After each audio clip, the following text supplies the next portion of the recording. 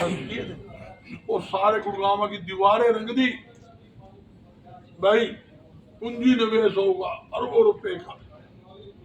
भाई लोग माल खाकर जानते रहे, 2 रुपए का तो पूंजी निवेश हुआ नहीं। और आपके सामने। और एक बात और कहता हूँ, 10 साल की सरकार होगी, मगर मैं सामाजिक प्लेटफॉर्म बैठा हूँ, एक बात जरूर कहूंगा, 10 साल के अंदर 1 रुपए की भी टैक्स की छूट इस सरकार ने दी है तो मुख्यमंत्री आमने सामने बिठा लियो भाई, पानीपत के अंदर बैठा हूँ, कभी बुला लियो, 1 रुपए की छूट दियो तो मैं गुनाहगार, और टैक्स में बढ़ोतरी नहीं की हो मैं आंकड़े दे दूंगा। ये आज स्थिति है। 2 साल 10 साल तो काम करा नहीं, इब गोली गप्ता देने की बात, भाई हम यूं कर देंगे। तो मैं भी कहता हूं, आपने पोर्टल चालू किया किसान व आड़तियों को ऊपर, और पोर्टल चालू करके आपके सामने है, उन्होंने किसान व आड़तियों को तंग करने का काम अगर किसी ने किया तो इस सरकार ने किया। प्रॉपर्टी आईडी के नाम के ऊपर करोड़ों रुपए घोटाला किसने किया? आपके सामने है, इस सरकार ने किया। 18 करोड़ 11 लाख रुपए का प्रॉपर्टी आईडी के नाम का टेंडर, फर्स्ट जो जयपुर की कंपनी थी और एक चेते सरकार के चेते की कंपनी थी, उसको टेंडर 18 करोड़ 11 लाख का दिया। और पानीपत के अंदर नगर निगम, जहां मैं बैठा हूँ उसकी बात करता हूँ, पानीपत के नगर निगम के हाउस में और हिसार के हाउस में, सोनीपत के हाउस, सबने कहा कि प्रॉपर्टी की आईडी की सर्वे गलत हुई है, इसकी पेमेंट ना की जाए। मगर इस सरकार ने पेमेंट रोकने के बजाय 57 करोड़ से ज्यादा उस कंपनी को पेमेंट करने का काम किया। 2 साल हो गए, जनता प्रॉपर्टी ठीक कराने के धक्के खा रही है। रामलाल की प्रॉपर्टी श्यामलाल के नाम चढ़ा दी, किसी के 1 मंजिली थी उसके 4 मंजिली दिखा दी, किसी का 100 गज का मकान था उसका 500 का दिखा दिया, वो ठीक कराने के नाम पे पीछे और देव है, वो भी धक्के खा रहे हैं।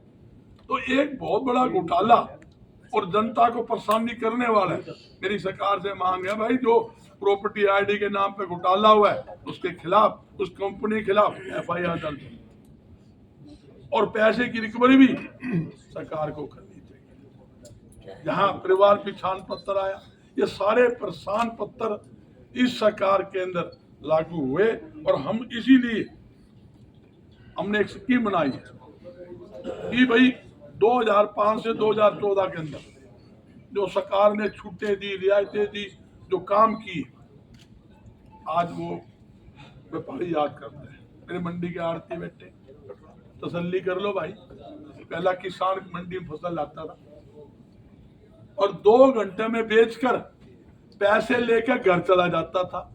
आज क्या तकलीफ है? मेरी 500 क्विंटल सरसों है, मैंने बेचनी है, मेरा धान है 2000 क्विंटल, पोर्टल पे एंट्री लिखा हुआ भाई 100 की, 1900 क्विंटल खा ले जाऊंगा, मेरे घर ले जाऊंगा कि मंडी के बाहर फेंकूंगा? उससे पूछ लो क्या स्थिति है। जल्दी सी परचेज नहीं, परचेज हो जाए उठान नहीं, उठान हो जाए तो भुगतान नहीं। कहते 72 घंटे के अंदर हम खरीद भी करेंगे, उठान भी करेंगे और भुगतान भी करेंगे। अनु पूछ लो ना, उठान के नाम के तो भाई 4-4 5-5 रुपए कट्टा इनके ठेकेदार आड़ती से मांगते हैं। ऐसी स्थिति तो आज हरियाणा के अंदर है, लोग परेशान है, दुखी है। और मैं एक बात कहता हूँ भाई, सरकार की नीयत ठीक है, सरकार अगर व्यापार में उद्योग को बढ़ावा देना चाहती है और बेरोजगार रोजगार देना चाहती है, रोजगार कौन देगा? सरकार पर रोजगार नहीं, अपने दम पर सरकार रोजगार नहीं दे सकती। 2,07,000 आज भी सरकारी पद खाली पड़े, दे दे भाई, उद्योग लगवा दे नए। दाव एक साथ कहता हूं, हरियाणा में एक भी बेरोजगार नहीं रहेगा। क्यों? किसी ने नया उद्योग लगाया, 1000 आदमी की जरूरत है, हमने को परमिट कोटे थोड़े ने, किसी से परमिट कोटे लेने या और लेने हैं, थोड़ा सा ये स्थिति है। उसमें क्या स्थिति होता है भाई, जब 1000 आदमी भर्ती करने ऐड निकालेंगे, 3 मिनट में सुपरवाइजर है, इंजीनियर है, या हमने मुनीम अकाउंटेंट या लेबर रखनी है, हम 1 मिनट में रखना। हमने जरूरत है भाई, हमने हमारी फैक्ट्री चलानी है, हमने किसी से पूछना है रोजगार कौन देता है? आप हरियाणा में पानीपत दूर क्यों जाते हो? कितने लाखों लोगों को रोजगार मिल रहा है। किसने दे? सरकार ने दे रखा है क्या? सरकार ने कोई सुविधा दे रखी है क्या? सरकार को चाहिए उद्योगों को बढ़ावा देने के लिए जो बिजली के बिल अनाप शनाप आते हैं, न्यूनतम प्रति किलोमीटर लागू कर रखा है। बिजली के बिलों में 50% सब्सिडी दे, कम ब्याज पर लोन दे, और इंस्पेक्टरी राज का जो फंडा लगा रखा है, प्रदूषण विभाग, बिजली विभाग, श्रम विभाग, जीएसटी विभाग, इनकम टैक्स विभाग, दुनिया भर के विभाग, ऊपर एक पप्पा और छोड़ दिया, कोई ईडी और व्यापारी को छोड़ दी, तो वो भी कभी किसी के जा सके, कोई रोक नहीं सकता। बताओ हैं, इतने विभाग छोड़ दिए।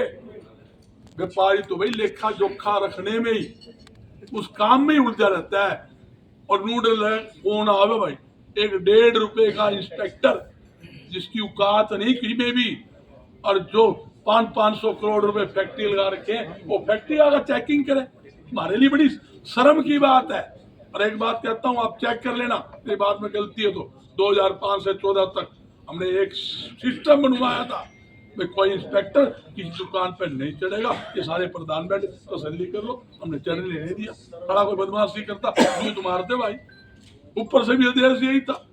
और हमने एक स्कीम और बनाई है भाई, जो काम है आगे के लिए, आगे काम क्या है भाई, जो भी व्यापारी की समस्या है, उद्योगपति की समस्या है, उन समस्याओं को हमने भाई साहब कहता हूँ, चौधरी भूपेंद्र सिंह हुड्डा से कई बार बात की, उन्होंने कहा भी लिख के दे दो, और मैं लिख भी देंगे भाई, और चुनावी घोषणा पत्र में डाल दी, बोले डाल दूंगा और हाथों हाथ खत्म करूंगा।